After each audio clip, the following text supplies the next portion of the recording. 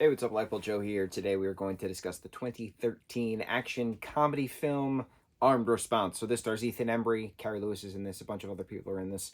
This Alan Arkin is in this for half a second. For some reason, he's in literally one scene as a police officer whose wife left him, and he drinks a thing of scotch. It, it's it's got a good concept because it's a story being told. Ethan Embry starts out, and again, we're on our mini Ethan Embry marathon in between some other stuff.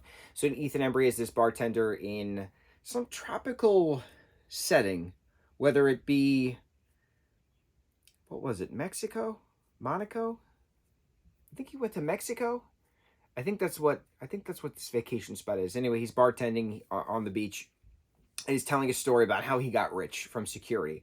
And this movie is the story of how he got rich from security. So him and his friends, he plays Kevin, his friend Bruce, have this security company in this town, and they've been lifelong friends since they were kids. They were on the championship 1995 hockey championship high school tournament, right?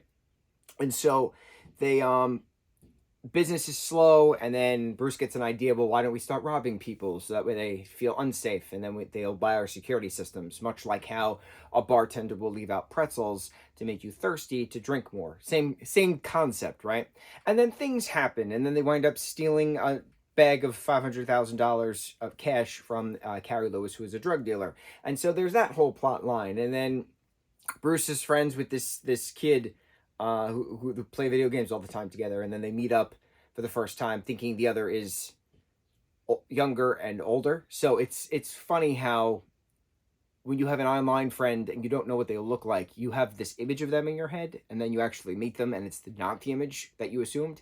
It's interesting. So there's that little plot. Kevin's having relationship problems with his girlfriend Lena, and things, right? Things. And then it's leading up to the pinnacle battle of, gunfighting, and Romero's killed, and a lot of blood in this film, which I found it interesting. Not good horror element too, with Carrie, and Carrie we all know and love from Saw when he chops his foot off. So we know he can do horror very well. So to him be the torturer, not the torturee, in regards to the crime boss, how dare you take my money, give me my answers, using a slap chop device to chop up Romero's fingers. Very violent scene.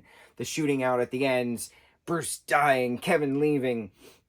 And then it's a matter of the end of the story is being retold, and then people in the bar are questioning Kevin. Well, what happened to the detective that you mentioned? How did you know that Bruce shot those other two guys? You said you left the building. Things, right? And then you just see, actual Bruce character bringing boxes of liquor to Kevin, and then, going about. So it was a story. It wasn't a true story. It was just a story. So it was loosely based on them obtaining all that money. So it's a matter of what part of that was actually real, what part of that was actually fabricated. So it's a good questioning film at the end, because it was a good little twist. It was well, what actually did happen? What actually did I watch that was real within the story? What was fake within the story? Obviously, Bruce didn't die after the massive shots to the gut and the blood coming out of the mouth. And so what happened? What actually happened? But that's the point. You don't need to know what happened. He got rich. He was telling a story. That was it. He was just trying to one up some other drunk guy that was at the bar. So I enjoyed it. I chuckled a bit. A lot of the back and forth, like hockey stuff, reminded me a lot of Goon, which was pure back and forth hockey stuff. So that kind of trash talking bit, that I got flashes right back to Goon. So I thought that was entertaining enough. I liked it. I'm glad Ethan was in a main role, a part of our Ethan Embry marathon. So let's see what happens with his next role that we watch. On to the next review. Mucho mahalo.